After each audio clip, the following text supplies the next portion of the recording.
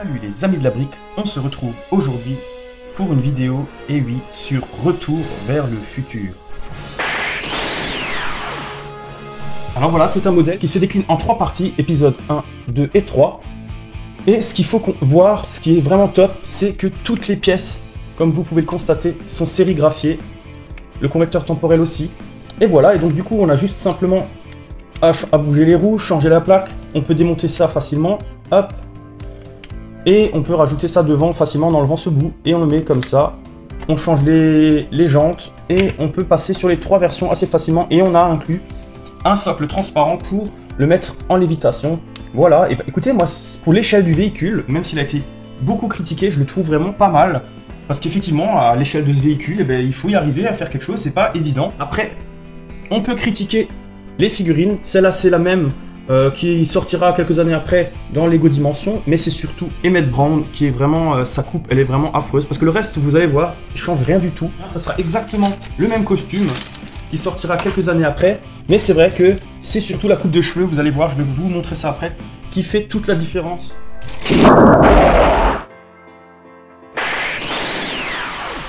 Et là, on se retrouve pour la série justement des Lego Dimension. Donc là, bon, on n'est pas du tout sur le même gabarit. On a un véhicule vraiment très light. Et par contre là, on se retrouve avec une figurine et un overboard qui est vraiment de qualité. On va pas du tout parler de la DeLorean là pour le coup. Donc là, ce qui change, c'est que la figurine a une guitare, mais vous voyez, c'est exactement la même figurine. Rien n'a changé. C'est une double tête. Et c'est exactement la même, une qui a peur et une normale. Donc voilà, là, en termes de figurine, on ne change absolument pas. Mais c'est l'overboard là qui arrive. Et là, on a un overboard vraiment de qualité, vraiment bien fait. Bon, le socle, c'est par rapport au jeu, il ne faut pas trop en tenir compte. Mais l'overboard est vraiment top. Il est vraiment classe. Voilà. Là, c'est vraiment la particularité. Et en même temps, est sorti en deuxième pack Emmett Brown. Et là, cette fois-ci, on a, je vais vite parler du train. Bon, on n'aime pas, c'est l'échelle qui est petite. On peut pas, plus on est petit de toute façon, plus on va être moins bon. Ça, c'est sûr et certain. Voilà, mais là, eh ben, il n'y a pas photo, mais même si ça change pas grand-chose en soi, parce que la figurine est exactement la même, hein, c'est le même costume. On a aussi une double tête, une tête qui a peur, donc c'est exactement la même figurine, mais alors franchement, il n'y a pas grand-chose. Hein. Mais on lui met cette coupe de cheveux, et là par contre, ça change tout. On voit vraiment, ce côté, c'est Emmett Brown, là, on sait pas trop qui c'est. Ou alors il est passé chez le coiffeur un peu avant et ça a mal tourné. Mais là, on a vraiment quelque chose de chouette. Donc voilà, bah, je voulais vous présenter vite fait un peu cette gamme. Bah, j'espère que ça vous a plu. J'espère que vous êtes contents que j'ai pu vous présenter un peu tout ça. Alors je suis un grand fan de Retour vers le futur. Je suis vraiment un grand fan, j'adore ça. Je rêverais d'avoir la grande, mais voilà, c'est pour ceux qui c'est pas donné. C'est vraiment, on est sur du beau set, mais c'est vraiment pas donné. Du coup, ben malheureusement, c'est comme ça, et ben on fait avec. Je pouvais vraiment pas passer à côté, vous vous en doutiez bien. J'ai vraiment hâte de vous faire découvrir cette DeLorean, j'ai hâte de la monter, pour voir ce que ça donne, si c'est vraiment chouette ou pas, si ça vaut le coup au niveau du prix, etc. Et ben sans plus attendre, et ben on va voir ça. Hein. Donc les amis, moi, déjà, j'ai même pas encore ouvert le livre, mais la première critique que j'ai déjà à faire, c'est ça. Il y a beaucoup trop d'autocollants pour un set à ce tarif-là. Alors ok, on peut entendre que c'est aussi, ça fait partie du montage, etc. Mais je trouve que, non, je trouve que pour un set comme ça, c'est juste pas possible. Les pièces devraient être sérigraphiées, pour moi c'est voilà. Comme je vous disais avant, pour cette gamme, on se retrouve avec des pièces sérigraphiées, même le convecteur temporel, tout ça, enfin tout, le tableau de bord, tout est sérigraphié. Là non. Je vous dis, franchement, ça c'est déjà la partie dommage. La deuxième partie dommage, c'est, vous le savez peut-être, mais il est éclairé. Et le fait que, ouais, je trouve que l'éclairage, limite on aurait dû le laisser tomber et puis prendre une société qui fait des éclairages pour Lego. Et j'aurais préféré avoir pas d'éclairage et avoir par contre les pièces sérigraphiées. Voilà, ça c'est déjà mon premier petit coup de gueule, je trouve. Parce que bon, j'ai horreur des autocollants et puis je trouve que ça gâche beaucoup si c'est mal collé. Là, on va dire que c'est pas des pièces compliquées, mais c'est quand même très dommage. Voilà, ça c'est mon point de vue. Donc là, on se retrouve de nouveau avec un bouquin énorme, avec plein de choses. Pareil, je peux comprendre qu'on peut pas faire un bouquin pour chaque pays, mais le français serait pas du luxe non plus pour les tarifs qu'ils exercent, de convertir, de faire quelques bouquins pour chaque pays. Bon, c'est vrai que c'est un peu compliqué, c'est vite compliqué, mais c'est dommage. Ou alors l'écrire en plusieurs langues, je sais pas, l'anglais, français, allemand, j'en sais rien. Mais c'est vrai que c'est un peu dommage. Donc voilà, c'est ce que je vous disais, l'éclairage, bon. Mais j'aurais préféré de vraies pièces sérigraphiées. Je trouve ça un peu dommage. Donc on peut faire aussi les 3 versions, comme pour la petite version. Et voilà, il y a un overboard, on peut ranger pas mal de trucs dans le coffre, c'est vachement bien foutu. Et voilà, et bah écoutez, c'est parti, on va construire ça. Et j'espère franchement que les autocollants vont pas être trop chiants à monter. On va passer au sachet numéro 1. Et là, on a la vraie bonne coupe de cheveux qui change tout. Donc voilà, on va déjà commencer par les figurines. Donc on va faire Emmett. Donc qui a un côté avec les lunettes du futur et un côté un peu étonné. Donc moi je vais le mettre côté lunettes du futur, je trouve ça vraiment classe. Et puis là son petit costume qui est vraiment bien. Alors Marty aussi ça change un peu parce qu'il a les habits du futur avec les baskets. Bon on reconnaît, c'est sérigraphié sur les côtés, on reconnaît un petit peu. Et par contre la tête c'est quasiment la même. J'ai l'impression, ouais je pense que c'est même la même. Oui, c'est exactement la même. Par contre, ils sont passés sur une autre couleur de cheveux. Il y avait du brun foncé. Maintenant, c'est du brun clair. Alors, je sais pas pourquoi. Voilà, ça je sais pas trop pourquoi. Mais les figurines, elles sont vraiment classe. Elles sont vraiment classe. Donc voilà. Déjà, les figurines. Et on va faire le montage.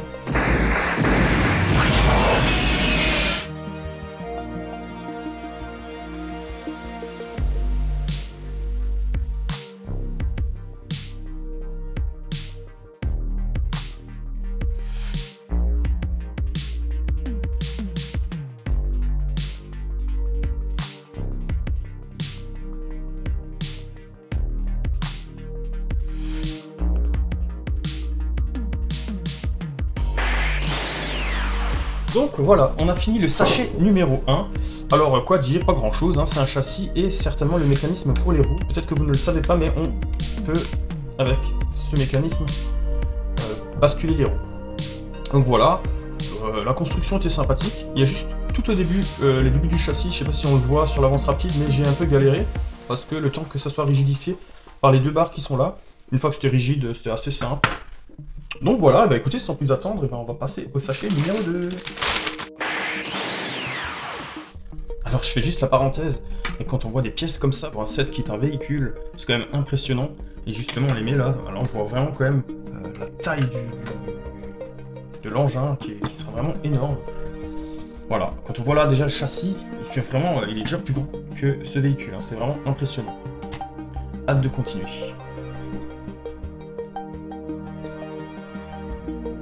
Donc là aussi, il y a des nouvelles pièces, c'est des 1x1 mais de 2 plates d'épaisseur. Voilà. Alors ça permet d'être à ras là. C'est pas mal, ça pourra servir. Ça pourra peut-être servir, je sais pas où, mais c'est vrai que bah voilà, ça nous enlève un peu des épines dans le pied parfois pour arriver à retrouver les bonnes hauteurs. Je trouve ça chouette.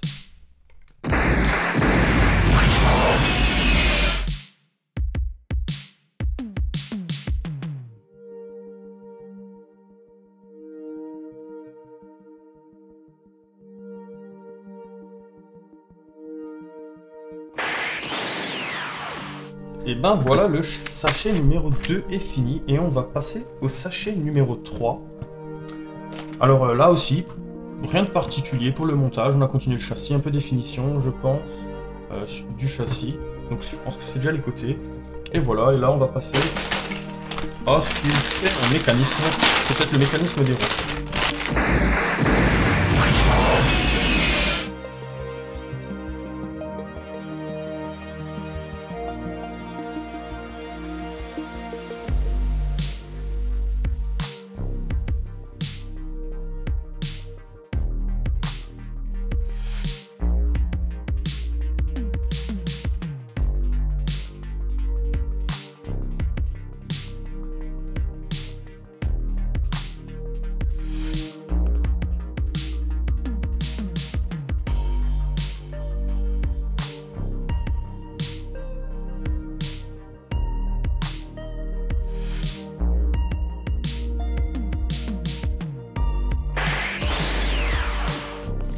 Donc les amis, voilà le mécanisme qui fonctionne pour les roues.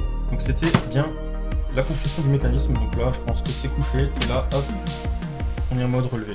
Et je pense que là, les roues, elles rentrent là-dedans, dans le parti orange. Donc voilà, je vous montre. Hop, tac, en position vol, en position normale. Donc ça, c'est vraiment top quand même. Alors il y a des bonnes petites choses. Et voilà, je continue.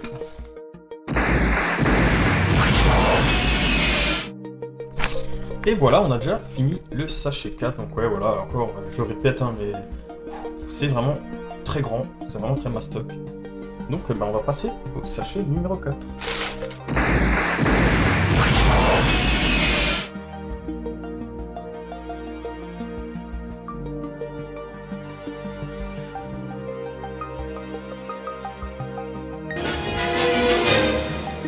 Attendez un peu, Doc. Est-ce que j'ai bien entendu?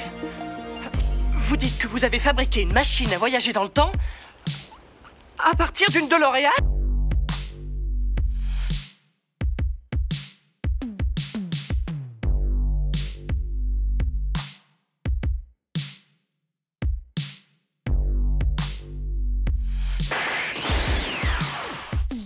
Alors là, je sais pas si vous voyez, mais c'est des pièces nouvelles. Je les ai jamais vues auparavant. Voilà. Je sais pas si ça a été exprès fait pour ça, mais...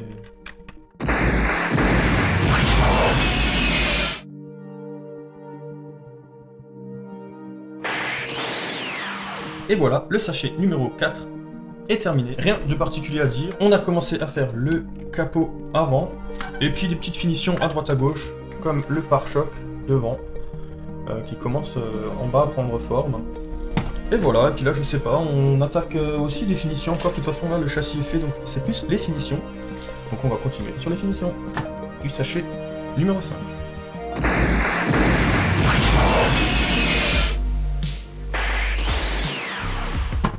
Alors là on a monté le pare-choc avant avec l'effet étincelle. C'est quand même dommage qu'ils n'ont pas intégré un système lumineux directement plus élaboré que juste le convecteur temporel. Mais bon, on fait avec. En tout cas voilà, c'est le pare-choc avec un peu de chrome. Alors, il n'y en a pas beaucoup, mais du coup, c'est pas mal. Donc je fais juste une petite parenthèse.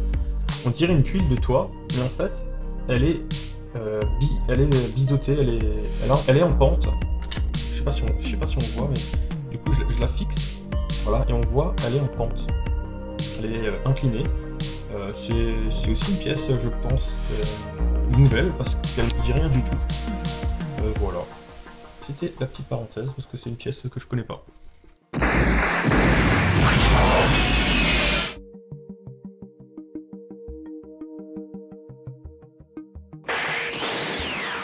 Alors voilà, la seule pièce sérigraphiée. C'est pas mal, c'est déjà bien. Dommage qu'ils n'ont pas fait la sérigraphie du reste aussi. Ça aurait été vraiment top. Mais bon, on fait avec. Mais ouais, voilà. Bon, moi et les autocollants, je trouve ça quand même dommage pour ce genre de set. Je le répète, c'est vraiment dommage. Voilà, juste pour la parenthèse, qui sérigraphie pas la plaquette, ok. Mais le reste, franchement, les plaques d'immatriculation, l'overboard, enfin tout ça, ça aurait été pas mal.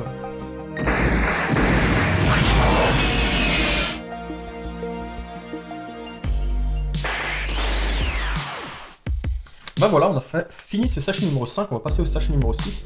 Bah là c'est vraiment l'avant de la voiture qui a été fait, un peu le pare-choc. Et ça commence déjà à franchement être pas mal. Et elle est vraiment impressionnante, hein, j'avoue. Et tout de suite, bah, on va passer au sachet numéro 6.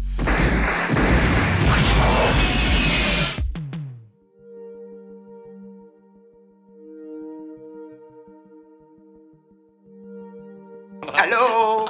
Allô? Y'a personne au bout du fil? Faut réfléchir, McFly. Faut réfléchir.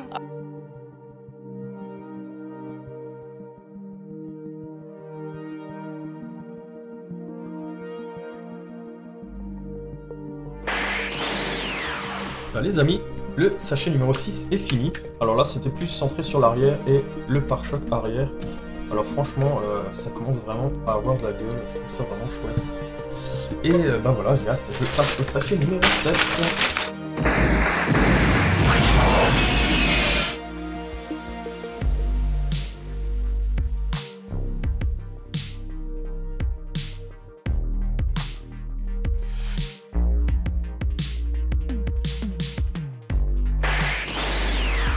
Voilà la pose du premier autocollant. Alors ça va, c'est pas trop compliqué, mais je m'en serais vraiment bien passé. Et puis voilà, ils auraient pu sérigraphier sur le transparent. Et déjà la qualité est mieux parce que là on voit direct que c'est un autocollant parce que c'est pas 100% transparent.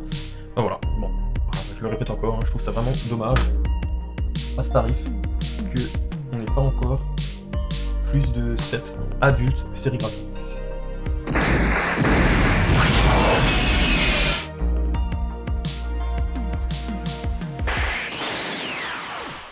Bah ça y est, c'est parti, les autocollants en veux-tu, en voilà. Bon, on va faire avec. Hein.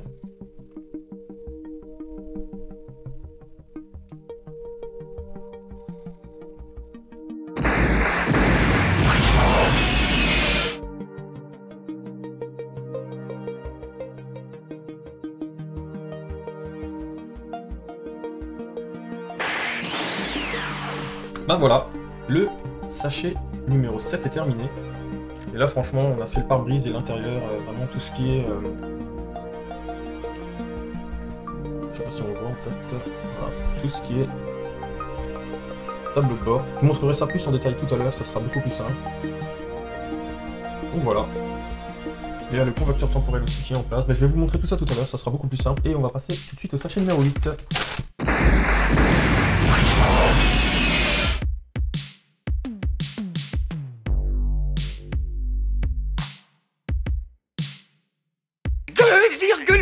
Gigawatts 2,21 gigawatts. Mon Dieu.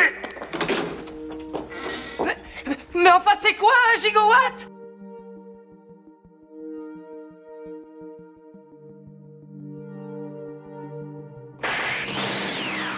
Et voilà, le sachet numéro 8 est fini. Alors là, on a fait toute la partie début de porte. Et aussi une grosse partie arrière. Et voilà, et bah écoutez, je vais passer au sachet numéro 9.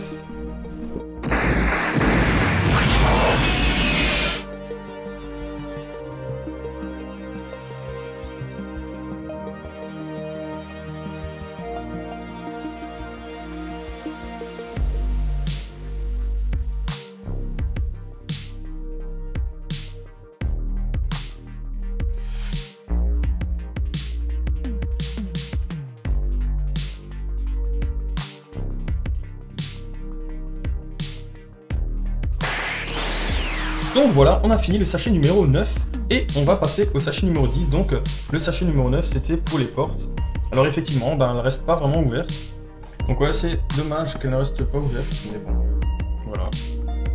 Alors il y a des techniques sur internet pour changer des pièces de rotation. Moi j'ai essayé, ça n'a pas changé pour moi. Ça n'a rien changé. Donc du coup j'ai laissé comme ça. Voilà, je trouverai certainement une technique, une autre, pour pouvoir laisser ouvert.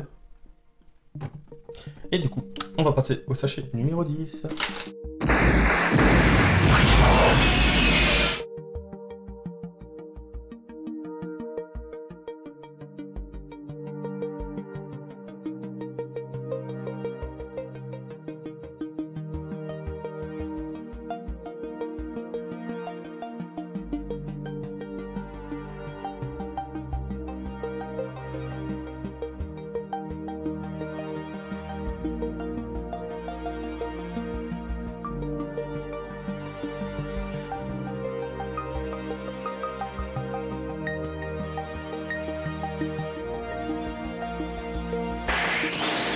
Ben voilà les amis, on va passer au dernier sachet, le sachet numéro 11.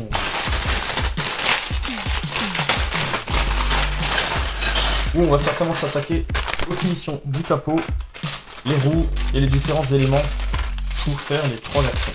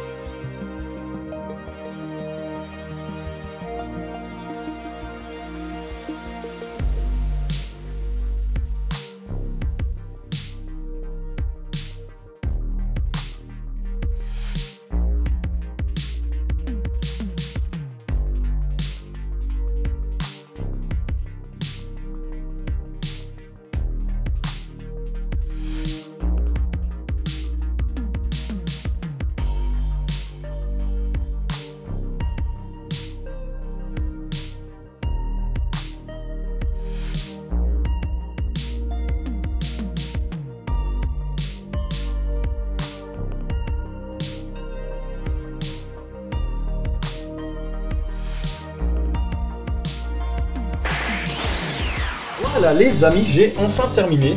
Alors, les critiques c'est les portes qui restent pas ouvertes. Bon ça, c'est courant, on l'a entendu, beaucoup. Après moi j'ai aussi le côté autocollant, qui me dérange vraiment beaucoup. Et la troisième chose qui moi me perturbe, c'est les accessoires pour faire les différents véhicules. Et on n'a pas toutes les pièces pour tout faire. Par exemple là je me retrouve avec des pièces, il manque un carré qu'on a besoin en dessous. Il y a aussi 2 biseautés, enfin il y a 2-3 petites pièces qui se baladent. Et du coup je trouve ça un peu... Et un tuyau aussi parce qu'on peut finalement l'utiliser là et les 2 qui vont là. Donc en fait ils auraient pu mettre les 2-3 petites pièces supplémentaires, franchement le tuyau, une pièce carrée, enfin... Après on peut compléter nous-mêmes, hein, c'est pas le souci, mais pour le tarif je trouve qu'ils auraient pu rajouter les 2-3 petites pièces supplémentaires. Et voilà, et sinon la voiture elle est simplement magnifique. Donc il y a le capot qui s'ouvre pour laisser place au coffre de plutonium et à l'overboard. Alors franchement le tout est top. Ils auraient pu trouver un système pour que la porte reste ouverte. Alors il y a des petites solutions, c'est de changer la tige noire par une tige noire plus ancienne. Je vais pas essayer parce que j'en ai pas, j'ai des récentes, mais voilà. Je trouverai un autre système pour laisser ça ouvert, je pense que je trouverai déjà quelque chose. Sinon il est très très beau, il est très bien détaillé, il est vraiment chouette. Ça il n'y a rien à dire. Après voilà, comme dit, ce petit problème de pièces là c'est un peu dommage. Je vais vous montrer d'un peu plus près tout ça en détail.